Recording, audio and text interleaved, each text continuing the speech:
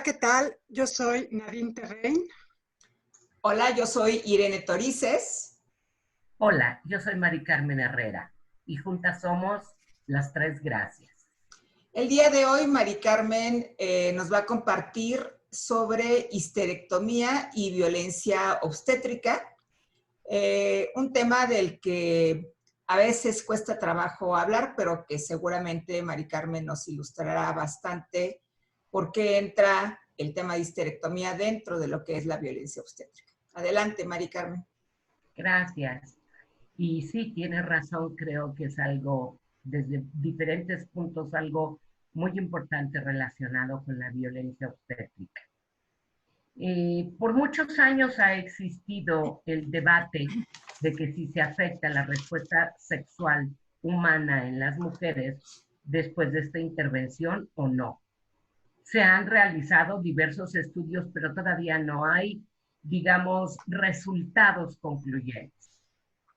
Hay factores que intervienen en el proceso y que pudieran ser determinantes, como cuáles son las condiciones anteriores a la intervención.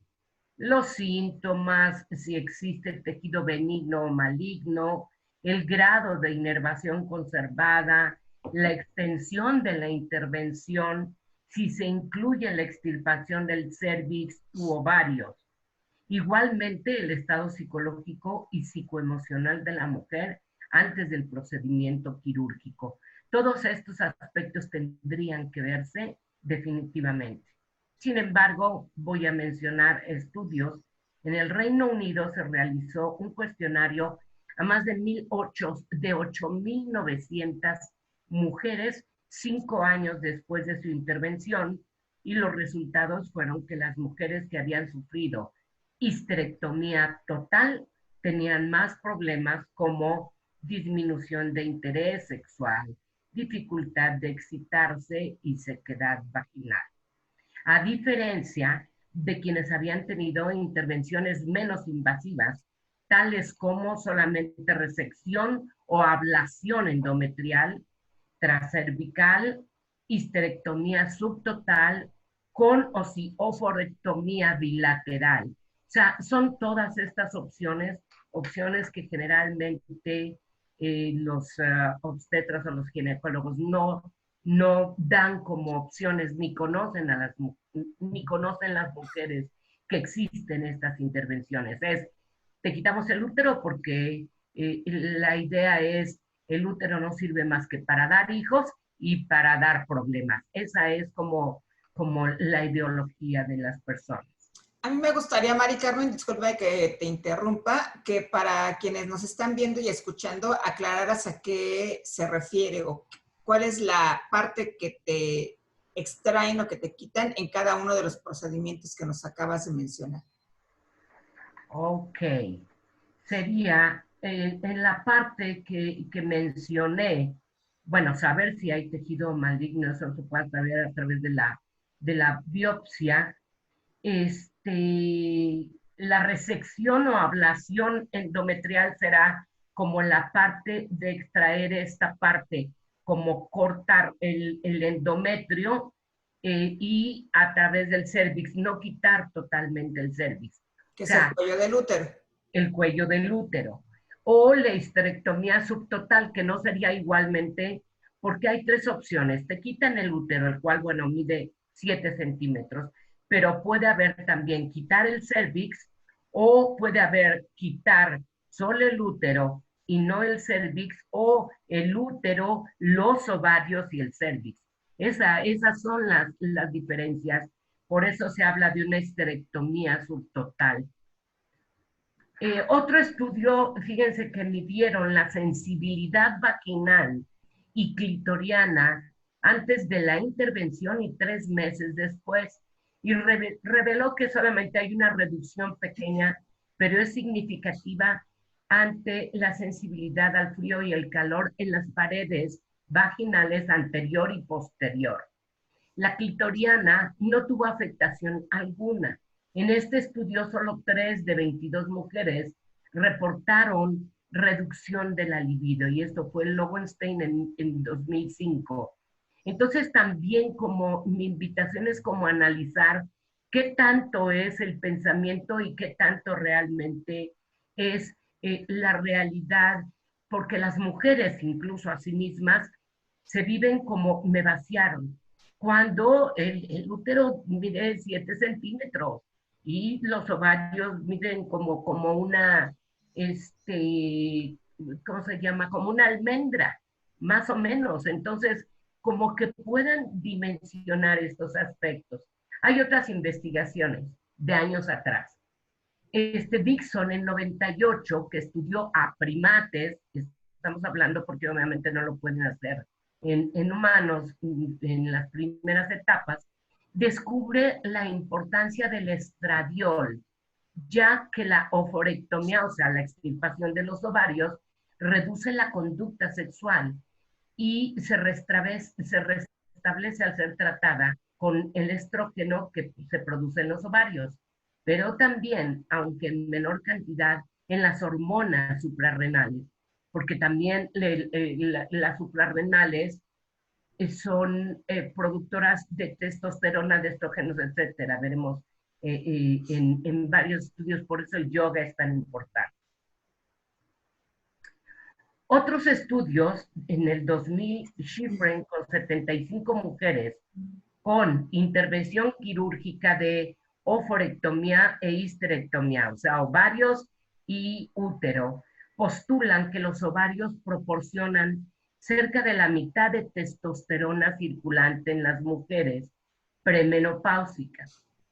Y entonces las variables o las puntuaciones para pensamiento, deseo, frecuencia de la actividad sexual y placer, orgasmo, eran mínimas y aumentando con dosis de testosterona de 300 microgramos al día. Entonces, de esta manera se incrementaba de manera significativa estas puntuaciones de estas frecuencias de la actividad sexual, del placer, el orgasmo.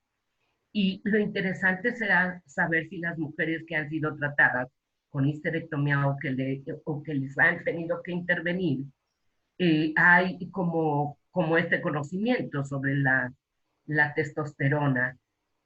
Igualmente otros estudios de Nathorst, Voss, von Schultz y Kasselstrom, teniendo como resultado también que la testosterona es más eficaz que los estrógenos para restablecer la respuesta sexual después de la extirpación de los ovarios o la operectomía. Es importante tener en cuenta que los esteroides sexuales, o sea, estrógenos, andrógenos, progestinas, pueden ser producidos directa o indirectamente por otros tejidos aparte de los ovarios. Algunos señalan que la corteza suprarrenal es una fuente de esteroides capaz de mantener la respuesta sexual en mujeres que han sufrido incluso la extirpación de ambos ovarios. Y yo invitaría a las mujeres a las que nos siguen para que hayan vivido esta experiencia o alguna parecida, compartan con nosotros su vivencia, si hubo información de este tipo, si les dieron la elección, si hubieron búsquedas de, digamos, como de opciones menos invasivas. Esa es una parte que a mí me interesaría como para poder empezar a conocer cuál es la situación. Porque, bueno, de las partes que investigué, viene ahora como la parte para relacionar esto con lo que es la violencia obstétrica institucional y en la búsqueda de disminuir o posiblemente erradicar o minimizar. Y obviamente leeré primero lo que es la violencia institucional para las mujeres, según la Comisión Nacional de los Derechos Humanos. La Ley General de Acceso de las Mujeres a una vida libre de violencia, como violencia institucional, los actos u omisiones de las y los servidores públicos de cualquier orden de gobierno que discriminen o tengan como fin dilatar, obstaculizar o impedir el goce y ejercicio de los derechos humanos de las mujeres, así como su acceso al disfrute de políticas públicas destinadas a prevenir, atender, investigar, sancionar y erradicar los diferentes tipos de violencia. Y en la violencia obstétrica institucional me fui a diversas fuentes. En el Boletín de Género y Salud, en el volumen 8 de diciembre de 2010, hay un testimonio de una médica residente ante la violencia obstétrica institucionalizada.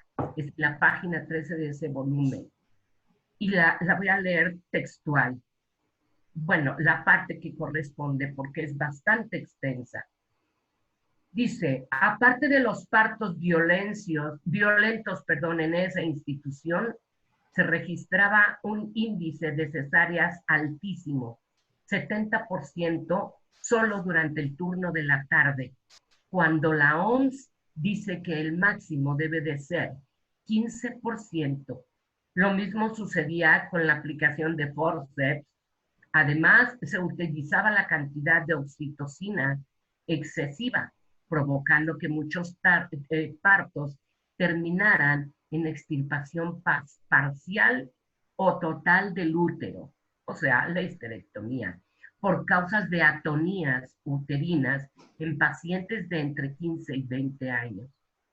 Esto para ellos no hablaba de fracaso, al contrario, era algo positivo porque pues, les permitía practicar las histerectomías obstétricas. Para mí, que esto ocurriera obedece a la falta de ética. Las propias residentes se han convencido de que el parto es un suplicio, un desastre para el periné y la vida sexual, así que desean cesáreas para sí mismas. No han entendido que esa no es la única forma, no puede ver más allá de lo que siempre se ha visto. Es agradable que todos te respeten y te llamen doctora, que hagan todo lo que le indiques solo porque tienes un título y se supone que sabes más. Sin embargo, ese poder se alimenta con el miedo y la ignorancia de las pacientes y no es el tipo de respeto que yo deseo. Porque ella renunció y salió, o sea, renunció de ser médica en hospitalaria. Y a mí me parece muy impactante porque ella iba con mucha emoción. Yo les invito a buscar el fascículo completo o el escrito completo de ella, porque realmente habla de cosas que no salen a la luz generalmente. Igualmente, respecto a este tema, hablé con una consultante médica quien prefirió igualmente apartarse del sistema hospitalario y trabaja para una empresa americana muy grande la empresa. Su comentario fue que me invitó a hablar sobre la violencia de las mismas mujeres médicas y enfermeras con actitudes misóginas que van desde utilizar un lenguaje despectivo, enjuiciar y agredir psicológica y verbalmente a las mujeres diciéndoles, por ejemplo, puja como pujaste ese día, gime, sigue gimiendo, recuerda cómo abriste las piernas, ábrelas así, ¿te acuerdas de esa noche?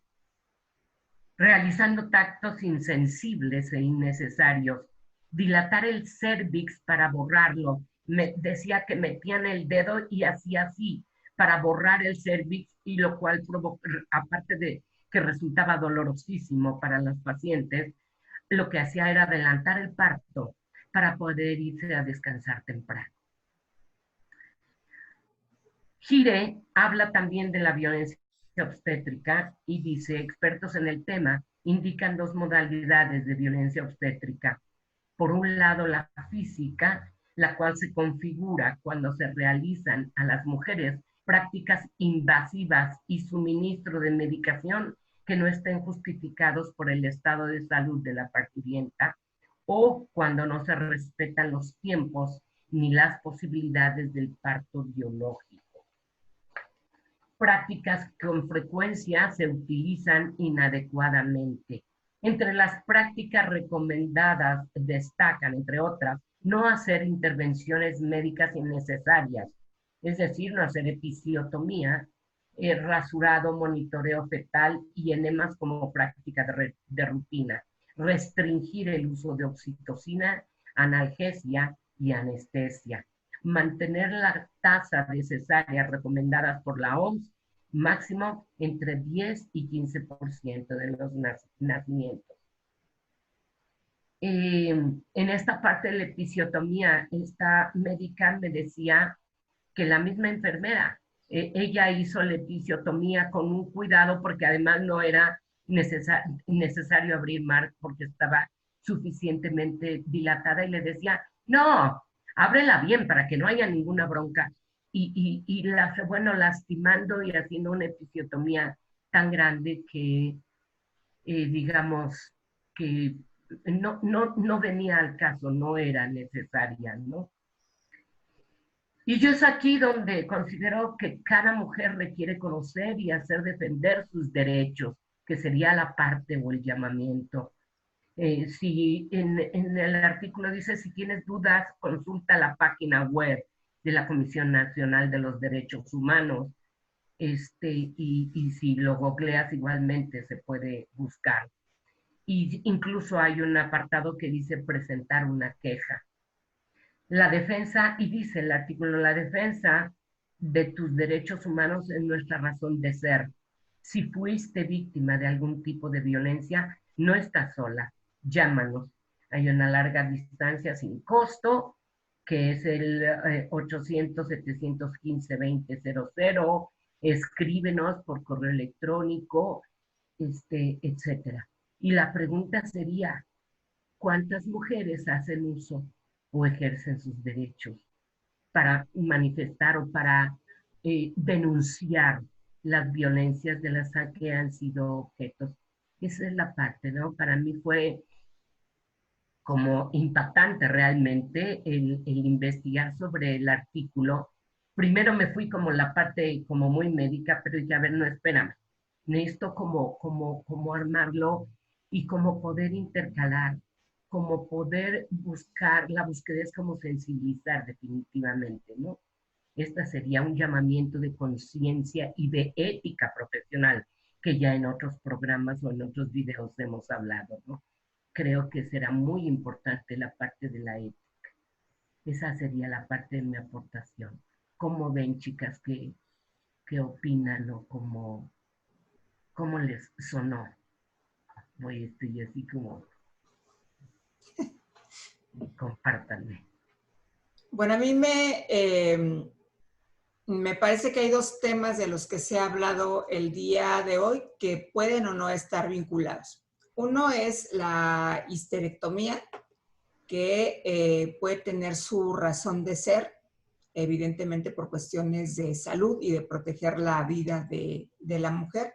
Y la otra es la parte de la violencia obstétrica. Aquí habría que cuestionarnos cuándo justamente la práctica de la histerectomía se convierte en una forma de violencia hacia la mujer.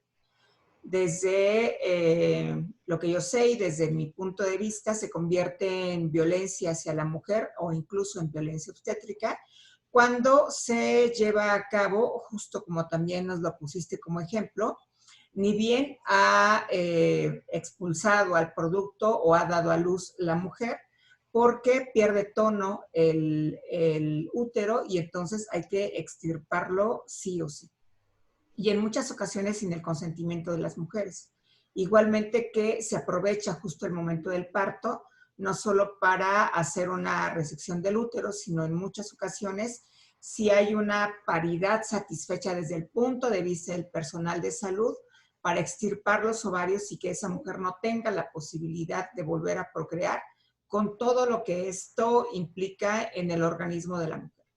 Porque nosotras sabemos que el hecho de que ya no se produzcan estrógenos, que no se produzca la dosis adecuada de testosterona, también afecta a la salud de las mujeres.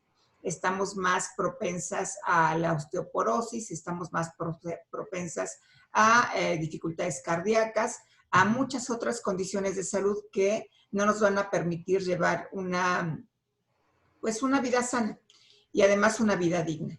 Y también para mí es un acto de violencia el que no se solicite el consentimiento informado, pues esto es muy común, para realizar el procedimiento, aun cuando éste esté indicado. Porque puede ser que sí, me vaya a ir la vida si no me realizo la histerectomía o la oophorectomía, la extirpación del útero, la extirpación de los ovarios, pero al final es mi decisión. Yo soy quien decido porque es mi cuerpo si me someto a este procedimiento quirúrgico o no me someto a este procedimiento quirúrgico. Me parece muy importante que quienes nos ven y nos escuchan sepan que tienen el derecho y el personal médico tiene la obligación de leerles el consentimiento informado sobre aquel procedimiento al que se van a someter y solamente una vez que se les han explicado todas las consecuencias o los efectos secundarios de darles un tiempo para que ustedes tomen la decisión. No es necesito 5 minutos porque es ahorita o es urgente. Ustedes pueden tomarse el tiempo que crean necesario para poder realizar o intervenirse de esta manera y hasta entonces firmar este consentimiento, que además por ley el personal de salud y médico tiene la obligación de hacérselos firmar y de firmarle como la contraparte que va a realizar el procedimiento. Pues sí me parece que es importante dejar estos dos apartados bien claros, que pueden ser uno parte de lo mismo, pero no siempre que hay una histerectomía hay violencia obstétrica, o no siempre que hay violencia obstétrica ocurre una histerectomía. Estoy de acuerdo en ese sentido. Sin embargo, en el sistema hospitalario como que se da con más frecuencia, ¿no? Y sobre todo, como dices, en la parte de no conocer, porque este es otro aspecto que incluso la CEDAW, que en todas estas, en Beijing, etcétera, hicieron este llamamiento, como que las mujeres precisamente también se comprometan a defender sus derechos, como a poder denunciar cuando haya esta violencia, ¿no? Nadie.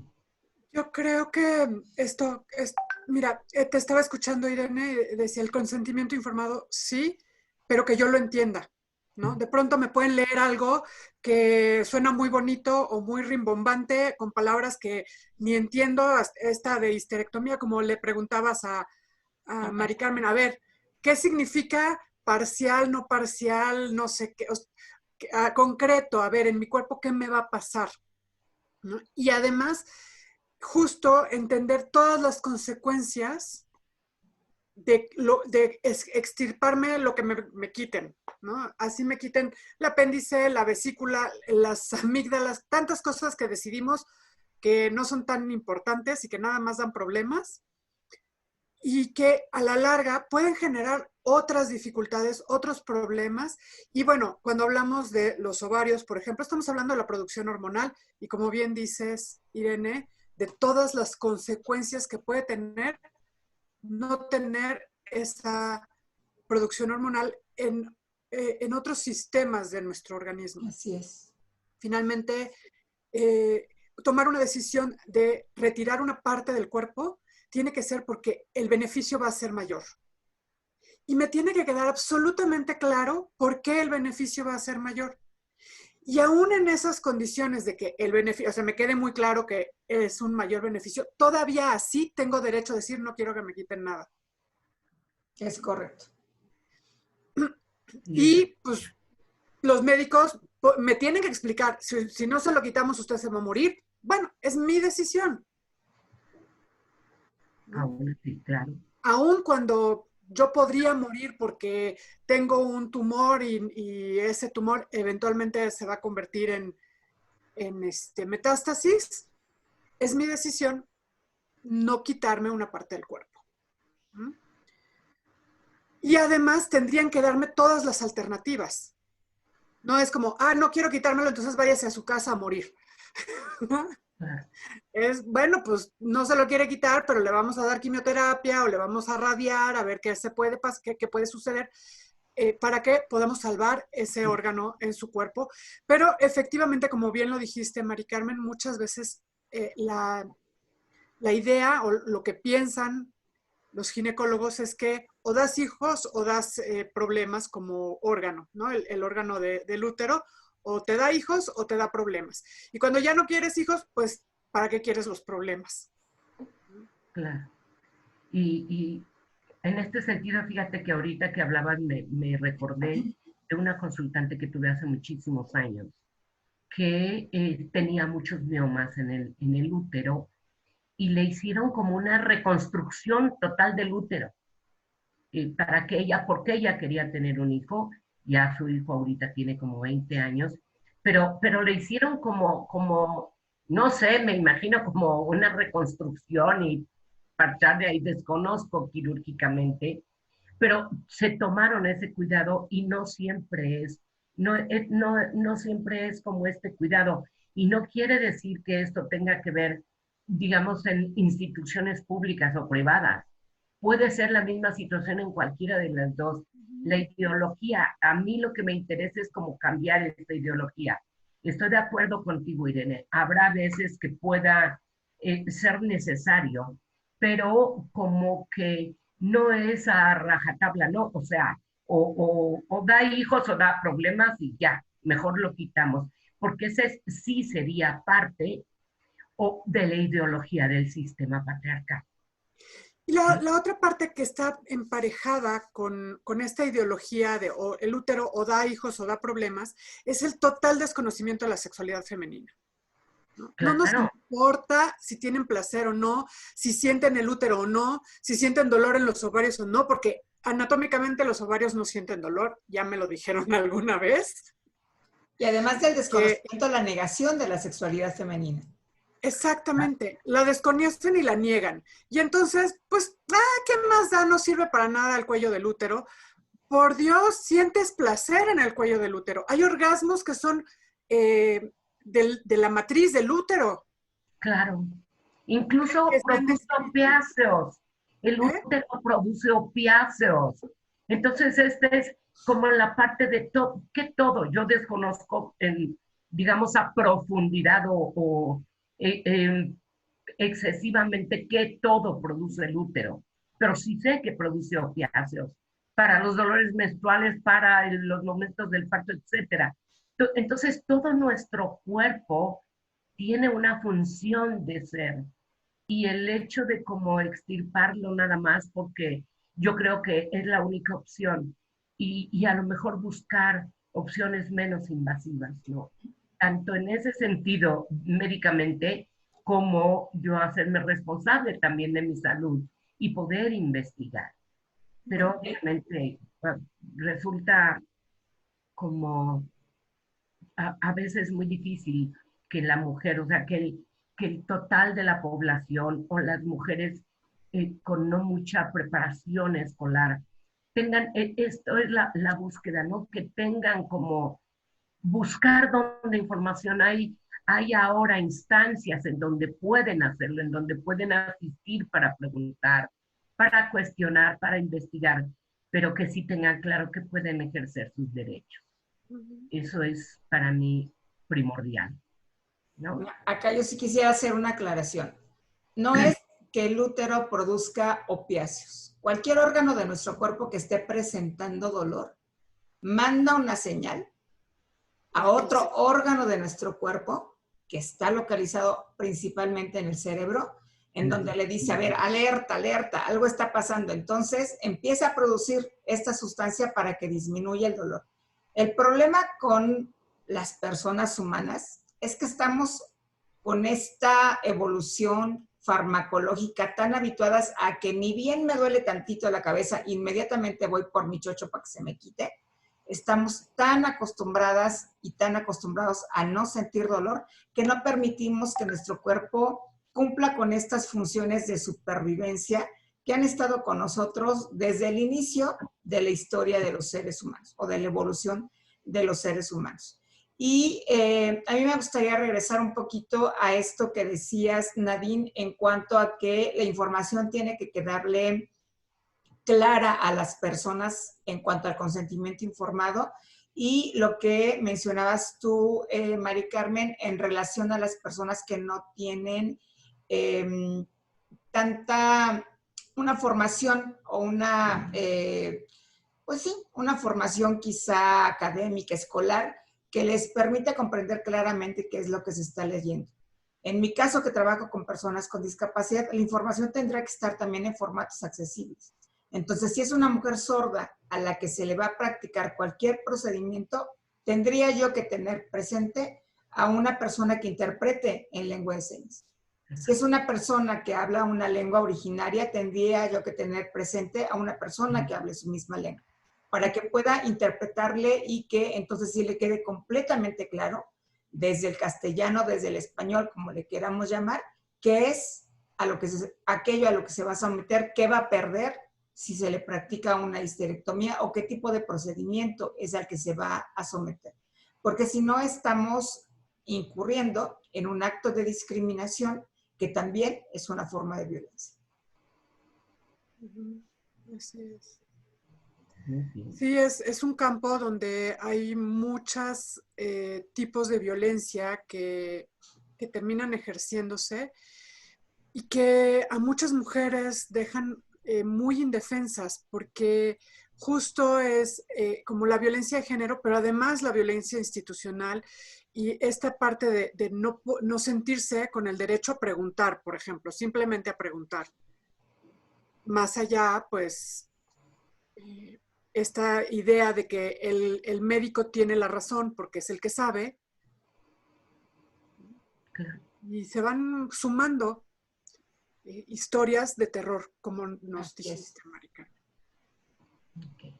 Y también me gustaría decir que el hecho de que los órganos internos, órganos sexuales internos de las mujeres tengan muchas funciones para el disfrute sexual, pues al final la sexualidad no es solo lo que está en nuestros órganos sexuales, ni externos ni internos.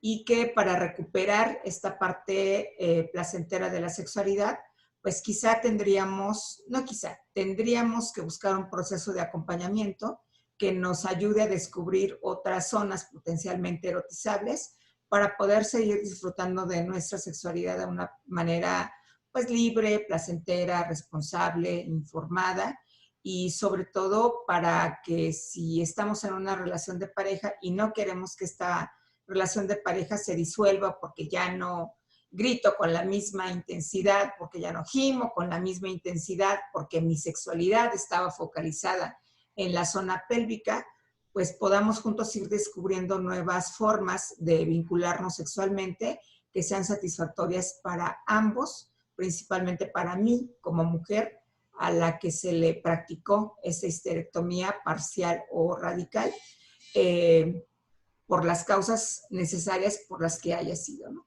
Y siempre, siempre considerando que quien tiene la última palabra soy yo como mujer, porque finalmente es mi cuerpo y yo decido sobre él. Claro. Y a ese respecto que mencionas, es la parte, por eso me interesó mucho ver la parte de lo de la sensibilidad del clítoris y del calor y del frío, etcétera.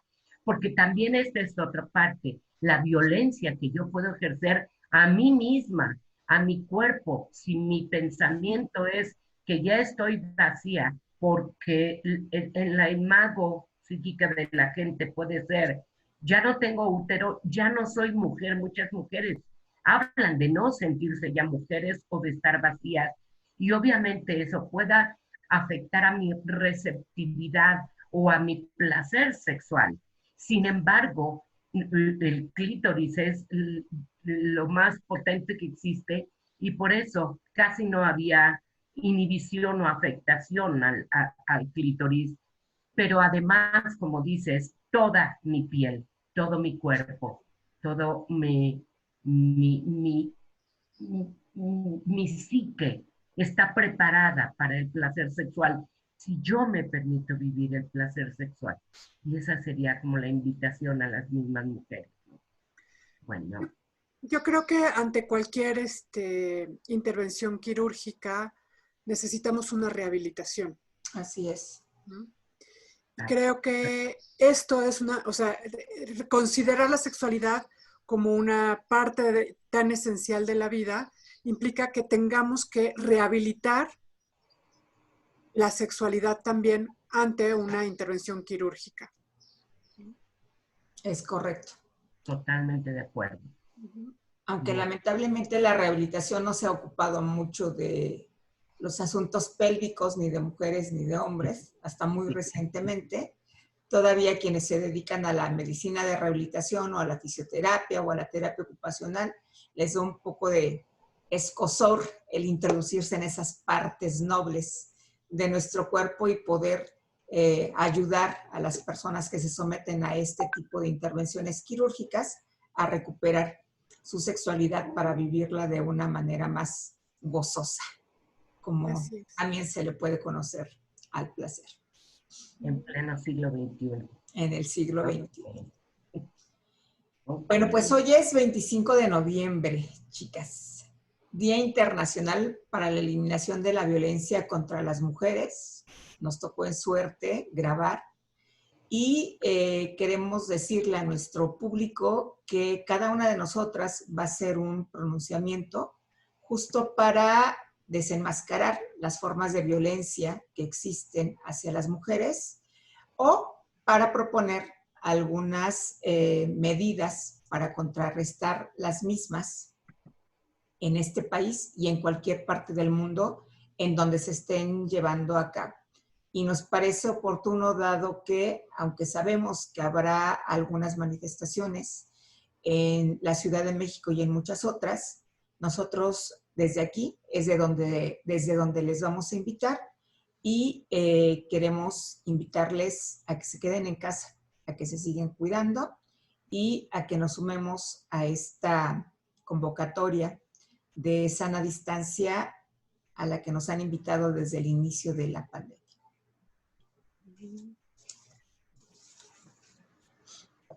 ¿Inicias tú? La invitación que haces es bien importante porque la idea es justo mantenernos vivas. Así es. Bueno, yo me preguntaba por qué tantos días, que el 8 de marzo no parece ser suficiente. Y bueno, pues por desgracia no terminamos de comprender los alcances de la desigualdad de género y la violencia contra la mujer. Quizás se requieran los 365 días del año para comprender que la forma de pensar el mundo en masculino, poderoso y valioso versus femenino, débil y servil, nos está matando y no es una exageración. 10 mujeres mueren por feminicidio diariamente en México, 3,650 en un año. No estamos solas en estas cifras. En otros países la violencia tampoco se acaba. Si la vida de 10 mujeres diariamente no es suficientemente valiosa, tal vez conocer otras cifras pueda ayudarnos a comprender los efectos de la violencia en contra de la mujer. Los países con menores índices de violencia contra la mujer son países con mayor Producto Interno Bruto. No se confundan. No es la riqueza la que trae la paz. Es la paz, la vida digna y el respeto quienes traen la riqueza. Los países con mayores índices de violencia contra la mujer son países con conflictos bélicos y falta de oportunidades, con sistemas políticos arbitrarios y grandes desigualdades aspectos también. En 2016, la Comisión Nacional para Erradicar la Violencia contra la Mujer en México publica que el costo de la violencia en México, tan solo en el año 2013, y tan solo por violencia de pareja, asciende a más de 245,000 millones de pesos. Esto es el 1.4% del Producto Interno Bruto de aquel año. Y no incluye costos de violencia laboral, escolar, económica, la institucional, la social, no están incluidos en estos costos. No sé si económicamente podemos pensarlo mejor. El costo de esta desigualdad es brutal en términos de dinero, en términos de vidas, en términos de consecuencias para las personas. Creo que necesitamos verdaderamente hacer un esfuerzo justo para eliminar todos los tipos de violencia en contra de las mujeres. Mi pronunciamiento va por las personas con discapacidad. Históricamente, las personas con discapacidad han ocupado un lugar secundario en términos sociales, lo que incluye educación, trabajo, estatus familiar, entre otros. No dando reconocimiento a su labor, se relega su presencia y su actuar dentro de la sociedad en todos sus aspectos, lo cual constituye la primera forma de violencia. Las necesidades en materia de sexualidad de las personas con discapacidad no son atendidas básicamente por el desconocimiento de estas y la carencia de recursos profesionales para atenderlas. Hasta ahora, ninguna institución pública o privada ha tomado cartas serias en el asunto. El desinterés en la recuperación global es la consecuencia más importante de la falta de atención adecuada en áreas como la prevención del abuso y violencia sexual, maternidad, la relación de pareja, las disfunciones sexuales consecutivas a la discapacidad, entre muchos otros aspectos. La modestia de los recursos dedicados a las actividades de educación y de tratamiento en el sector de la violencia, especialmente sobre las personas con discapacidad, todavía se opone al progreso de las mismas. El incremento de la violencia hacia la población con discapacidad es un área poco explorada en la que son necesarias acciones inmediatas.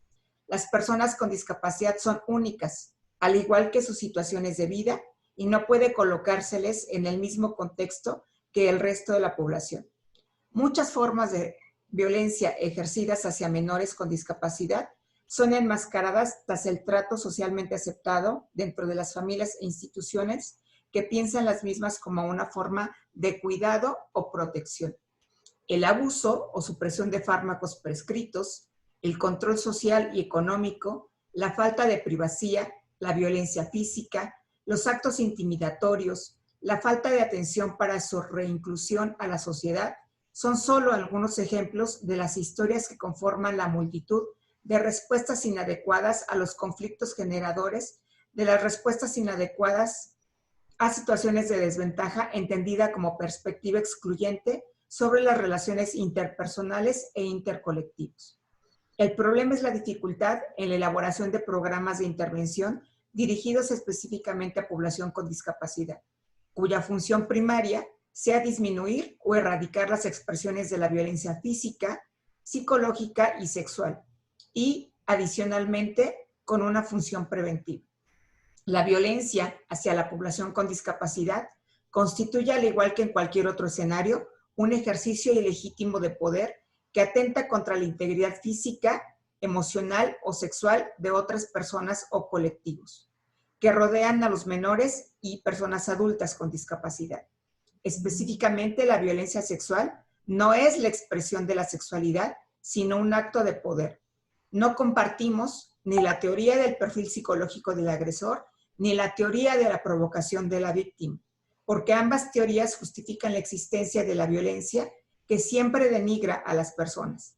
Las teorías de género y la ideología patriarcal de la masculinidad, junto con las teorías multifactoriales, estrés, dificultades personales, entre otras, pueden explicar su origen y no con ello justifican la violencia. Por ello, nos abocamos a propiciar la toma de conciencia de nuestras conductas violentas y el aprendizaje de habilidades para afrontar los conflictos generados por la discapacidad dentro de la familia y de los centros de atención a la población con discapacidad. Bien. Yo hice un pronunciamiento muy pequeño. Ciertamente que el movimiento feminista se inició desde hace centurias y ya de una manera organizada en los albores de la Revolución Francesa, ante la inconformidad y la injusticia. Sin embargo, muchos años antes habían iniciado con la pluma de manera insistente.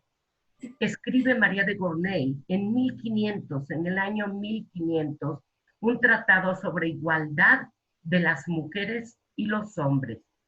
La lucha con la pluma no ha sido únicamente esa. A lo largo de la historia Se han perdido vidas en esta lucha que hasta la fecha no ha cejado. Han habido logros importantes. Opino que actualmente se requieren estrategias con una mayor profundidad, análisis, organización y compromiso, teniendo claras las metas que se buscan lograr, como es el cumplimiento y creación de políticas públicas y el ejercicio, el respeto a las políticas públicas. No considero que aumentar el caos y violencia traiga como resultado ser escuchadas y tomadas en cuenta. Solamente sirve para que eso sea lo que es visto, o sea, es lo que le hace figura a la gente. El caos, y llaman mujeres peligrosas y agresivas, etc. Sin embargo, hubo incluso una mujer que ofrendó su vida para llamar la atención precisamente y ser escuchadas en el año más o menos 1500, 1800, una cosa así.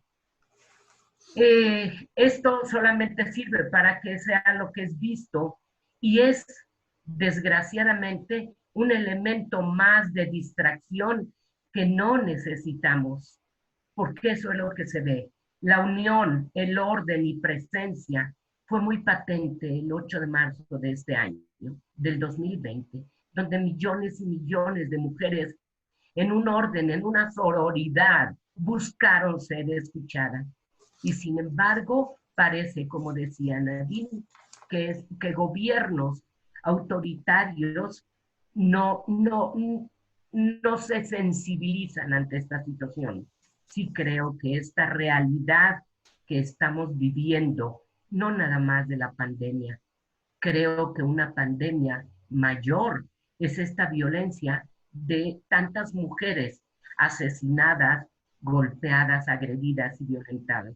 A mí me llamó muchísimo la atención que me di cuenta que me mandaron una imagen del Día Internacional del Hombre, pero curiosamente, yo respeto que haya un Día Internacional del Hombre, no tengo ningún problema, pero sin embargo, alguien se dio cuenta que ese mismo día era el Día Internacional, el Día Mundial de la Prevención del Abuso Sexual a Menores. En ese sentido, no hubo. Entonces es como, a mí me pareció como muy paradójico, porque los hombres son los que mayormente abusan de los menores y las menores. También hay mujeres, estoy de acuerdo, pero esta parte de prevención que se haga de una manera tan minimiza, obscurece el hecho de que sigamos defendiendo a los menores, que también es una implacable violencia para un ser viviente tan vulnerable como pudiera ser un menor o, como menciona Irene, pudiera ser una persona con discapacidad. Esa sería mi pronunciamiento. Necesitamos estrategias, orden y educación. Gracias. Bueno, yo cerraría para empezar a despedirnos con algo con lo que cierra su columna Yasmín Esquivel Moza hace unos días en el Universal, en donde escribe respecto al Día Internacional para la Eliminación de la Violencia contra las Mujeres. Unámonos como sociedad para que ni a una mariposa más le corten las alas, para que ni una mujer más, en mis palabras, muera por razón o en función de la violencia. Muy bien. Ni una mariposa más. Okay. ¿Y tú eres, Nadine? Yo soy Nadine Terrain, soy psicóloga, psicoterapeuta, terapeuta de parejas.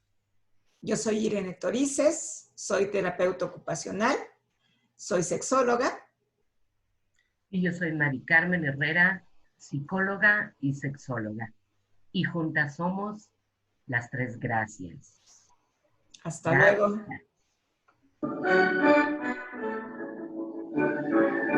Ay, por medio se me olvidaba de la emoción.